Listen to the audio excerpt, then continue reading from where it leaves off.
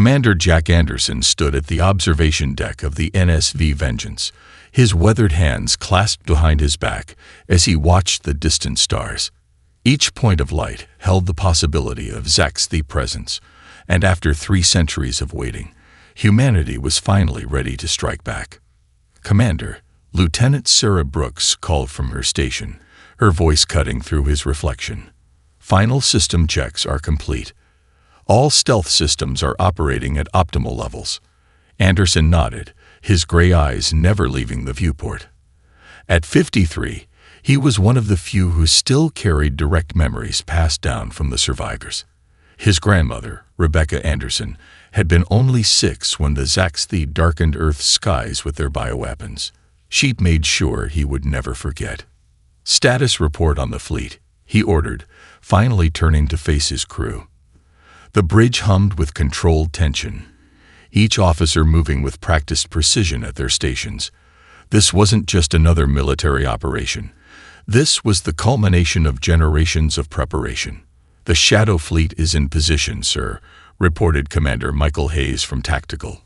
"All 12 vessels report ready status. Stealth systems are synchronized, and weapons are primed but cold." Anderson approached the central holographic display, where a 3-dimensional map showed their target. Research Station Kex 417. Intelligence gathered over decades suggested this facility continued the same biological weapons research that had nearly wiped out humanity. The Zaxthi, in their arrogance, had never bothered to change their research protocols or locations. "Communications," Anderson called. "Initiate final fleet-wide broadcast." The young communications officer, James Chen, nodded and opened the secure channel. Anderson took a deep breath, aware that his words would be heard by every human aboard the 13 ships of humanity's first strike force. "This is Commander Anderson. 300 years ago, the Zaxthi came to Earth believing themselves gods among lesser beings. They tested their weapons on our children, experimented on our families, and left our world scared and burning." He paused, letting the weight of history settle. They believed they had eliminated humanity as a threat. Today, we proved them wrong. His eyes swept across his bridge crew, seeing the same fire burning in each of them. Our ancestors didn't just survive. They prepared. Every generation added to our knowledge, our technology, our understanding of the enemy. While the Zaxthi grew complacent in their victory, we grew stronger in the shadows. The tactical display shifted, highlighting their approach vectors. "Our mission is precise. We will infiltrate their research facility, extract their data, and destroy their capability to create more biological weapons. But make no mistake, this isn't just about revenge. This is about justice, not just for humanity, but for every species the Zaxthi have treated as laboratory specimens." Lieutenant Brooks spoke up from her station, her voice carrying the same controlled anger they all shared. "Sir, stealth systems are showing green across the fleet. We're ready to proceed." Anderson nodded, his expression hardening. The Zaxthi believe they wrote the final chapter of humanity's story. Today, we show them it was only the prologue. He straightened, squaring his shoulders. "All ships, initiate synchronized drive systems. Operation Retribution begins now." The fleet move is one, their advanced stealth systems making them invisible to both conventional sensors and the naked eye. As they approached their target, Anderson thought of his grandmother's final words to him.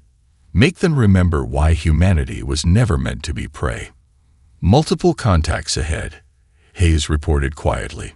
"Zaxthi patrol vessels maintaining standard search patterns. They haven't detected us." Anderson allowed himself a grim smile. The enemy's predictability would be their downfall. 3 centuries of studying their patterns, their protocols, their very psychology had given humanity every advantage they needed. "All ships, maintain course," he ordered. "Weapons systems on standby, but do not power up until my mark. Remember your training. Remember Earth." The Vengeance glided silently through space, leading humanity's ghost fleet toward their first act of retribution. The long night of humanity's exile was about to end, and a new dawn would break across the galaxy, whether the Zaxthi were ready for it or not. Lieutenant Emma Taylor moved through the darkened corridors of the Zaxthi research station like a ghost, her enhanced stealth suit rendering her nearly invisible. The air recyclers hummed overhead, masking the sound of her team's movements as they penetrated deeper into the facility. Team 2 in position, whispered Sergeant Mark Peterson through their neural comm. Security systems successfully looped on the lower levels. Emma acknowledged with a subtle hand signal, visible only to her squad's enhanced optics. The mission had gone smoothly so far, almost too smoothly. 3 centuries of preparation had taught humanity to be wary of easy victories. Life signs ahead, reported Corporal Jessica Wade, her biosensor displaying multiple readings. Sir, these signatures. They're not Zaxthi. Emma raised her hand, bringing the squad to a halt. The intelligence briefings had mentioned nothing about other species being present in this facility. Her grandmother's voice echoed in her memory. The Zaxthi never stopped their experiments. They just found new victims. Mason, coordinate with Team 2. Lock down all potential escape routes, she ordered. Reynolds, hack their local network. I want to know what's behind those doors. Private Daniel Reynolds worked quickly, his neural implants interfacing with the alien systems. Lieutenant, I'm in. These are holding cells. Multiple species, some I don't even recognize from our databases. Emma's jaw tightened. History was repeating itself. But this time, humanity wasn't helpless to stop it. New mission parameters, she declared. We're getting them out. Ma'am, Sergeant Peterson cut in. Command was explicit. No deviations that could compromise our presence. And what are we fighting for, Sergeant, if we walk away from this? Emma challenged. Our ancestors survived because others helped them hide. We owe the same debt forward. She approached the sealed door, its surface gleaming with the strange, organic metallic alloy the Zaxthi favored. Reynolds worked his magic again, and the door slid open with a soft hiss. The sight inside made even her hardened team pause. Dozens of containment pods lined the walls, each holding a different being. Some were clearly children, their small forms floating in suspension fluid.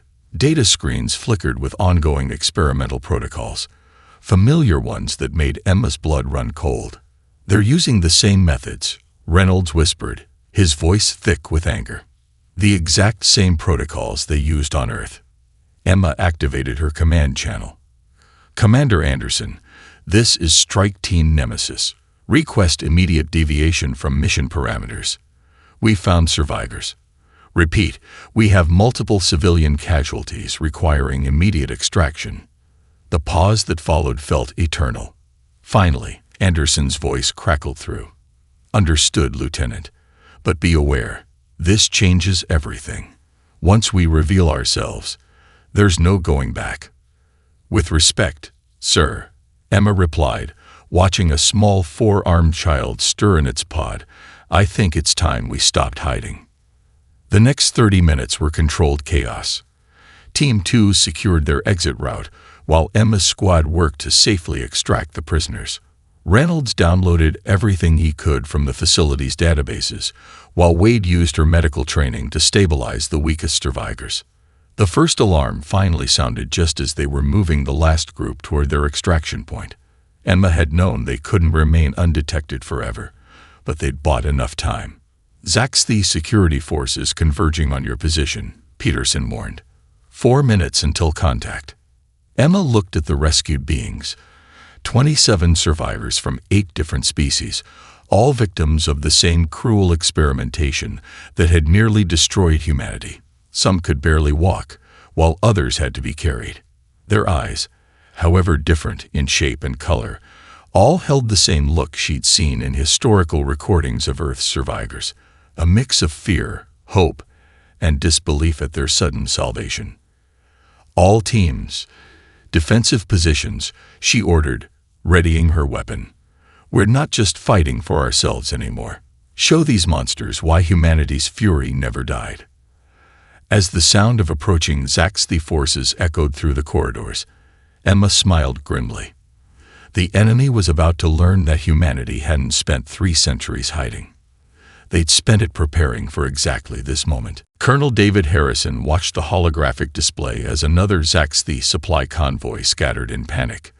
Their ships broke formation, each vessel fleeing in a different direction, as the haunting sounds of Earth's last day played through their command channels. "Sir," Lieutenant Rachel Martinez reported from her communications station aboard the NSV Spectre, "their distress signals are spreading through 3 nearby sectors. Enemy response vessels are dividing their forces to investigate." Harrison nodded, satisfaction evident in his weathered features. "Initiate Phase 2. Let's give them something real to fear."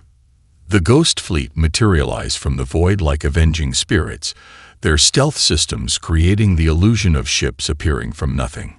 5 human vessels, each named after a fallen Earth city, struck with precise coordination. "Boston targeting their fuel reserves," Commander Peter Walsh reported. "Sydney has their communication array. Moscow, Rome, and Cairo moving to cut off escape vectors." The Zaxthi never stood a chance. Their ships, impressive and powerful as they were, had been designed to fight conventional battles against known enemies. But humanity had spent centuries becoming something else entirely, a phantom that struck from shadows the Zaxthi didn't even know existed. "Play the archives," Harrison ordered. "Let them hear what they tried to forget." Martinez activated the special communications package. Across every Zaxthi frequency, the screams and final transmissions from Earth's cities began to play. But these weren't random recordings. They were specifically chosen messages that would resonate with Zaxthi psychology, their pitch and frequency calibrated to induce panic in their multifaceted neural systems. "Their flagship is attempting to coordinate a defense," Walsh announced, a grim smile playing across his face. "Sending them the Melbourne Protocol." Harrison watched as the enemy flagship's movements became erratic. The Melbourne Protocol, named after the last human city to fall, was a carefully crafted series of signal bursts that mimicked the death throes of a Zaxthi hive connection. To their enemy's hive mind-dependent psychology, it was like watching their own death in a mirror. "Multiple Zaxthi vessels powering down," Martins reported. "Their crews are. They're abandoning ship, sir." "Remember what they did to us," Harrison said, his voice carrying across the bridge. "But remember who we are. Rescue protocols for the escape pods. We're not them." The battle, if it could even be called that, ended in minutes. The Ghost Fleet struck with surgical precision, disabling rather than destroying where possible. Fear was their primary weapon, followed by mercy. It was a combination the Zaxthi had never encountered and had no defense against. "Colonel," Walsh called out, "we're receiving transmissions from nearby Zaxthi outposts. They're asking if we're the spirits of Earth coming to exact revenge." Harrison moved to the main viewport, watching as human rescue vessels moved to collect the Zaxthi escape pods. "Send them our prepared response. Let them know that we're not spirits. We're the children of those they tried to exterminate. We're the nightmare they created." The rescue operations continued with practiced efficiency. Each saved Zaxthi would be treated humanely, their minds carefully preserved to spread the truth of humanity's return through their hive mind networks. It was psychological warfare on a scale never before attempted. "Sir," Martinez interrupted, her voice tight with controlled emotion. "Incoming transmission from Admiral Bennett. The rescued test subjects from Research Station Kex 417 are providing intelligence. There are more facilities, Colonel. Dozens of them." Harrison's expression hardened. "Then we have more work to do. Prepare the fleet for jump to the next target." And Martinez, "Sir, add the sounds we recorded today to our archive. Let their own fear become part of the weapon we use against them." As the Ghost Fleet prepared to vanish once more into the darkness of space, Harrison thought about the centuries of preparation that had led to this moment. The Zaxthi had taught humanity a cruel lesson about the nature of superior force. Now humanity would teach them an equally powerful lesson about the strength of memory.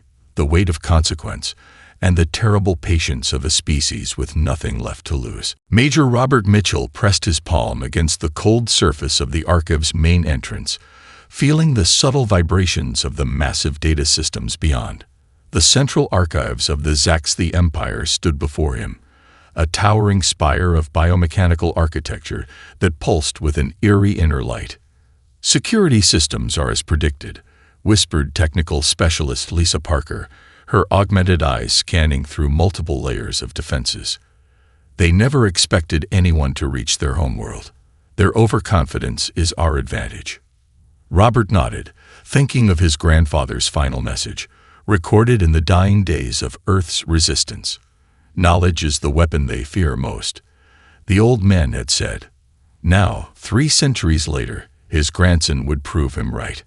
Team positions confirmed. Lieutenant John Wells reported through their neural link.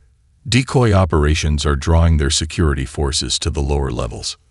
Robert signaled his team forward. 4 humans, enhanced with the best stealth technology 300 years of preparation could create, slipped through the Zaxthi defenses like ghosts through walls. Their movements were precisely timed to the facility's security pulses, a rhythm they'd spent decades learning to predict. "Central data core ahead," Parker announced as they reached the archive's heart. "Starting bypass sequence now." The massive chamber housed the collected knowledge of the Zaxthi Empire and their darkest secrets. Crystalline data structures rose from floor to ceiling, each containing millennia of historical records.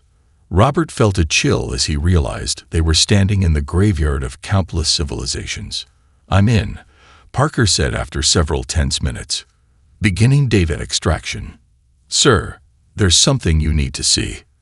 The first holographic images materialized before them, and Robert's breath caught in his throat. It wasn't just Earth. The displays showed planet after planet, species after species, all subjected to the same methodical experimentation. They called it the Ascension Protocol. Wells read from the translated text. Earth was test site number 317. More data flowed across their vision. The Zaxthi had been methodically working their way through the galaxy, testing and refining their biological weapons on every sentient species they encountered. Earth hadn't been special. They were simply the latest in a long line of laboratory subjects. "Download everything," Robert ordered, his voice tight with controlled rage. "Every experiment, every world, every victim. The galaxy needs to know." Parker worked swiftly while the others maintained their guard. Suddenly, Wells tensed. Movement in the lower levels. Security teams are changing their patrol pattern. "They're adapting to our decoys," Robert realized. "Parker, time estimate. 3 more minutes for full data extraction." "But sir, I'm finding something else." Internal communications from before Earth's invasion. There were dissenters among the Zaxthi. Robert moved to her position, scanning the newly uncovered files. A significant minority of Zaxthi scientists and leaders had opposed the Ascension Protocol, arguing that genocide and experimentation were not paths to evolutionary superiority. They had been systematically silenced. "Sir," Wells interrupted urgently, "security forces are converging on our position. 2 minutes until they breach this level." Robert made a quick decision. "Parker, prioritize the dissenter files alongside the experimental data. This isn't just about exposing their crimes. It's about understanding their entire society." The next 90 seconds were a blur of activity as Parker completed the download while the rest of the team prepared for their escape. As they moved to exit, Robert placed a small device on the central data core. What they did to Earth, what they did to hundreds of worlds, it all stemmed from their belief in their own supremacy, he said quietly. "Let's see how supreme they feel when their precious archives show everyone the truth." The device activated, sending the extracted data streaming to every connected system in Zaxthi space, not to destroy their knowledge, but to make it impossible to hide any longer. As alarms finally began to blare through the archive complex, Robert's team was already gone, carrying with them the seeds of the Zaxthi Empire's destruction. not through weapons or violence, but through the most powerful force in the universe, truth. Chief Science Officer Amanda Walker stared at the holographic model floating above her lab station aboard the NSV Vengeance. The complex molecular structure rotated slowly, representing 3 centuries of research distilled into a single devastating weapon. "The synthetic pheromone is ready," she announced to the gathered command staff. "Once released into their atmospheric processors, it will disrupt their entire hierarchical communication network within hours." Commander Anderson studied the display, his expression grim. "And the effects? Total collapse of their command structure," Amanda explained, expanding the simulation. "The Zaxthi rely on pheromone-based signals to maintain their social hierarchy. This compound doesn't just block their communication, it reverses their biological imperatives. Leaders will become disconnected from their units, workers will lose their programmed functions, and their entire society will cascade into chaos." Lieutenant James Wilson, their xenobiologist, stepped forward. "There's something else you need to see." He activated another display, showing data recovered from the Central Archives. "We've confirmed that roughly 15% of their population are descendants of the dissenters who opposed the extinction campaigns." The room fell silent. Amanda's hand tightened around her datapad, remembering her own family's stories of Earth's last days. "They still chose to benefit from their empire's atrocities," she said firmly. "Did they?" Wilson challenged. "Many were born generations after the decisions were made. According to these records, some have been working to change their society from within." Commander Anderson raised his hand, silencing the brewing debate. "Dr. Walker, can the compound be targeted? Spare specific population centers." Amanda shook her head. "Their atmospheric system is too interconnected. Once released, it will spread through their entire civilization." She paused, bringing up new data. "However, we could provide the antidote to specific regions. It would require precise timing and coordination, but it's possible." "That could give the dissenters a chance to take control," Wilson suggested. "Turn their own hierarchy against the leadership caste."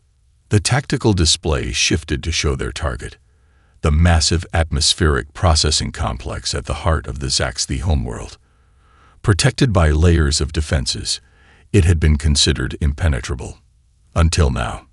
"The plan requires a team to reach the central processing core," Amanda continued. "The compound must be introduced directly into the main atmospheric circulation system. There's no remote option, and," she hesitated, "no way for the delivery team to survive the exposure." Anderson's expression hardened. "Volunteer basis only. I won't order anyone to take this mission." "I'll do it," a voice said from the doorway. They turned to see Captain Michael Reynolds of the NSV Memory of Earth. "My ship, my crew. We've already discussed it." Amanda met Reynolds' gaze. "You understand what this means. Even with protective gear, the concentrated dose at the release point." "We understand," Reynolds replied quietly. "But we also understand what happens if we don't do this. How many more worlds would suffer? How many more species would they experiment on?" Anderson nodded slowly. "We'll need 2 days to position the fleet and coordinate with our allies among the rescued species. Dr. Walker, you'll need to prepare both the compound and the targeted antidote packages." As the command staff filed out, Amanda returned to her workstation. The molecular model still rotated above it, beautiful and terrible in its complexity. She thought of the Zaxthi children who would be affected, the innocent members of their species who had never chosen this path. "Computer, display Earth archival footage. Final day of invasion," she commanded. The images appeared, cities burning, millions dying as biological weapons rained from the sky. Then newer footage from the rescued test subjects, showing the same weapons being refined and improved for use on other species. Amanda straightened her shoulders and began the final preparations. The weapon was elegant in its design, poetic even. The Zaxthi had tried to destroy humanity with biological weapons. Now, humanity would use their own biology against them, but they would do it their way, with a chance for the innocent to survive. That, she realized, was what truly separated them from their enemy. Captain Michael Reynolds stood at the helm of the NSV Memory of Earth, watching the swirling atmosphere of the Zaxley homeworld through the main viewport. His ship, once a proud vessel of exploration, had been modified for one final mission. They would not be returning. Final systems check complete, reported Lieutenant Sarah Nash from engineering. The delivery system is primed. Environmental seals are at maximum capacity. Reynolds looked at his bridge crew. 30 volunteers, each carrying generations of purpose in their blood. They had all left messages for their families, knowing this day would be their last. Engineering teams report ready. Communications Officer Brian Foster announced, his voice steady despite the weight of the moment. Dr. Walker's compound is secured in all backup systems. Reynolds activated the ship-wide channel. This is your captain speaking. 300 years ago, the Zaxley thought they had written the end of humanity's story. They never understood that humanity doesn't end. We endure, we remember, and we return. He paused, watching as the tactical display showed their sister ships moving into position around the planet's atmosphere processors. Each of us carries the legacy of those who survived, those who rebuilt, those who never forgot. Today, we honor them all. Multiple defensive platforms activating. Tactical Officer Kevin Matthews reported. Enemy fleet is responding to our presence. Begin our approach, Reynolds ordered. Engineering, divert all power to forward shields. Communications, initiate the broadcast. The sounds of Earth's last stand, carefully preserved recordings of humanity's darkest day, began broadcasting on all Zaxley frequencies. But this time, they were accompanied by something new. The voices of every species the Zaxley had tested their weapons on, a chorus of the condemned rising to bear witness. First wave of defensive fire incoming. Matthews called out. The memory of Earth shuddered as enemy weapons impacted their shields. Stay on course, Reynolds commanded. Foster, transmit the package to the rebel enclaves. Let them know when to expect the antidote. The ship plunged deeper into the atmosphere, its hull groaning under the strain. Around them, the rest of the fleet engaged the Zaxley defenders, drawing fire away from their mission. Hull temperature rising, Nash reported. Environmental systems compensating, but we're approaching critical levels. Reynolds watched as the massive form of the central atmospheric processor grew larger in their viewport. The facility was a testament to Zaxley engineering, a complex that transformed an entire planet's atmosphere to match their biological needs. Soon, it would be their undoing. Sir, Foster called out, emotion finally breaking through his professional demeanor. I'm receiving. The other ships, they're sending us their final salutes. The bridge crew straightened at their stations, pride mixing with determination. They were no longer just soldiers on a mission. They were becoming legend. Multiple direct hits. Matthews shouted as another barrage rocked the ship. Shields at 30%. Transfer all remaining power to forward momentum, Reynolds ordered. Plot collision course with the main intake valve. The memory of Earth dove through the waves of defensive fire, its hull blazing from atmospheric entry. On the tactical display, Reynolds could see the other ships of the fleet protecting their approach, sacrificing themselves to ensure the mission's success. Impact in 30 seconds, Nash announced. Compound delivery systems are ready. Reynolds stood from his captain's chair one last time, facing his crew. It has been my highest honor to serve with you. For Earth. For all those who could not be here. For those who will live free because of what we do today. 20 seconds to impact. The massive intake valve filled their entire view now, its swirling vortex of atmospheric gases pulling them in. 10 seconds. Reynolds touched the small pocket where he kept his grandfather's watch, a family heirloom that had survived Earth's darkest day. 5 seconds. Release the compound, he ordered. Let them remember this day. Let them remember us. The memory of Earth struck the intake valve at full speed, its hull rupturing as planned. The compound burst forth in a massive cloud, spreading instantly through the processor's distribution network. As consciousness faded, Reynolds smiled, knowing their sacrifice would echo through history.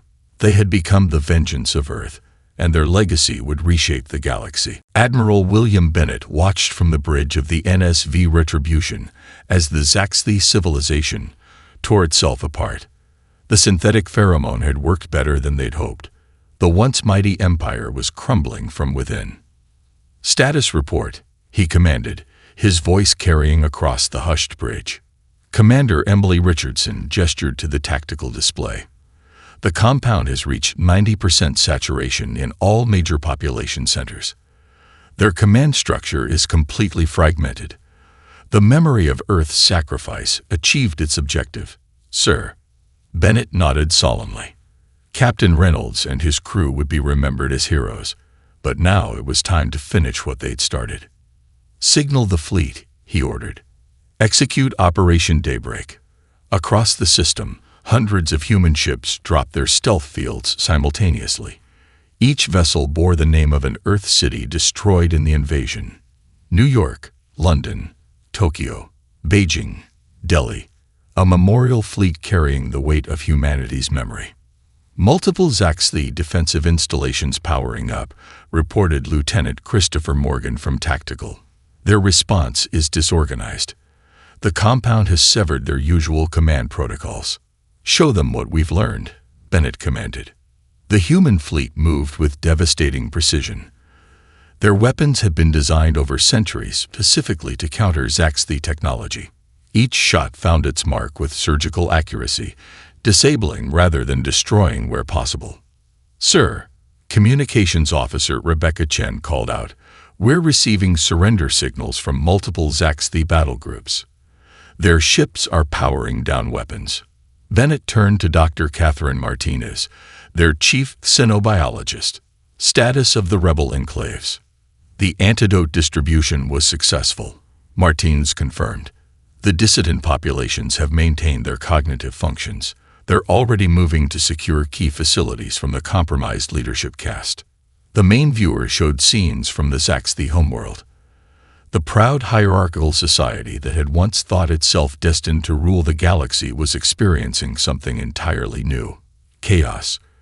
Without their pheromone-based control system, the artificial barriers between their castes were dissolving. "Admiral," Richardson interrupted, "long-range sensors are picking up something. Multiple signatures approaching from the outer system." The tactical display shifted, showing a new fleet arriving.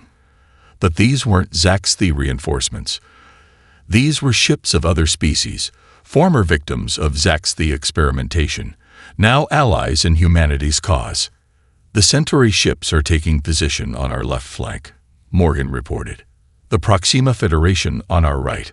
5 more fleets approaching. All species rescued from their research facilities." Bennett stood, straightening his uniform. This was the moment 3 centuries of preparation had built toward. "Open a channel to all ships, all frequencies."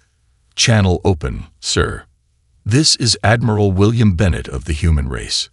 300 years ago, the Zaxthi Empire attempted to erase us from existence. They failed. We survived, we remembered, and we prepared. But we did not come back solely for revenge." He paused, letting his words carry across space to every listening ear and sensor. "We came back to ensure that no other species would suffer as we did. We came back to break the cycle of genocide and experimentation that has plagued this galaxy for too long." The tactical display updated, showing more surrendering Zaxthi vessels. Their mighty warships, without coordinated leadership, were standing down one by one. "To those Zaxthi who oppose their empire's atrocities, you will have a chance to build something better from these ashes. To those who perpetrated these crimes, you will face justice, not just from humanity, but from every species you sought to destroy."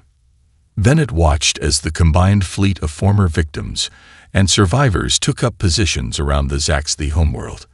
This wasn't just humanity's victory. It was a revolution that would reshape the galaxy. 3 centuries ago, they thought they had written the final chapter of our story, Bennett said quietly. "They never understood that humanity doesn't end.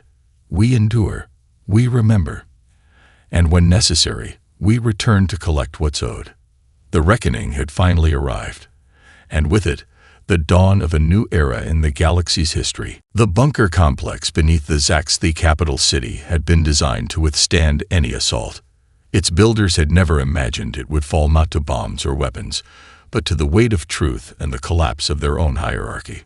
Admiral William Bennett walked through the reinforced corridors, flanked by representatives from 7 different species, all former victims of Zaxthi experimentation. Behind them, a mix of human and allied security forces escorted the captured Zaxthi leadership caste. Her waiting in the central chamber, Commander Emily Richardson reported, her scanner showing life signs ahead. The remaining high directors of their empire. Bennett nodded, touching the worn Earth Defense Force badge he carried, a relic from humanity's last stand, passed down through his family. Let's finish this. The chamber doors opened to reveal 12 Zaxthi high directors, their chitinous forms still magnificent despite their fallen status. Without their pheromone network, they were just individuals now, stripped of their supposed superiority. High Director Kextal stepped forward, mandibles clicking in what humans had learned was a sign of distress. You have destroyed our society, it accused. Thousands of years of order, dissolved by your chemical weapons. Interesting choice of words, Bennett replied calmly. Chemical weapons, like the ones you used on Earth, on Centauri Prime, on Proxima II, on hundreds of other worlds. The chamber's displays activated, showing footage from the archived experiments. Each representative stepped forward, naming their world, their losses, their dead. The Zaxthi leaders watched in silence, perhaps truly seeing the scope of their actions for the first time. We expected execution, another director stated. Why have you brought us here? Bennett gestured, and Dr. Catherine Martinez stepped forward with a data crystal. These are our terms, not just from humanity, but from every species represented here.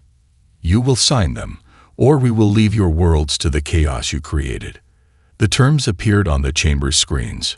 Complete dismantling of all military capabilities, surrender of all biological and chemical weapons research, reparations to all affected species, integration of the dissident populations into a new government, acceptance of oversight from a coalition of species, public trials for those responsible for the extinction campaigns. And if we refuse, Kextal challenged. Then we walk away, Bennett said simply. We leave you to face your own people, who now know every truth you tried to hide.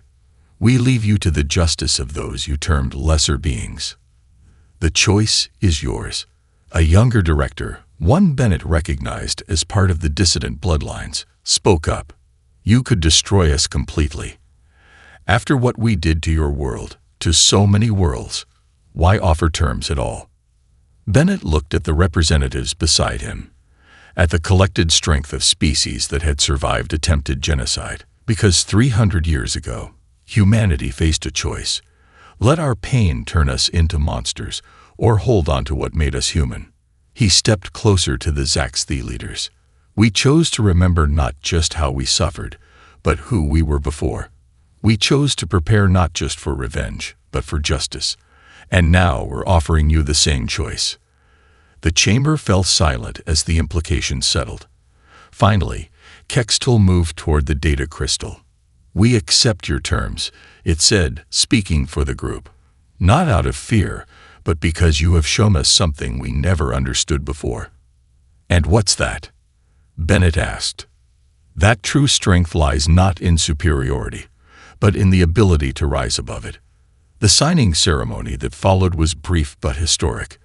As Bennett watched the former leaders of the Zaxthi Empire submit to justice rather than face extinction, he thought of all the generations that had carried Earth's memory forward to this moment. They had come seeking retribution, but would leave having achieved something far greater. A fundamental change in the order of things. The galaxy would remember this not as the day humanity destroyed their enemy, but as the day they chose to break the cycle of violence that had defined so many species for so long. It was, Bennett realized, the most human victory of all.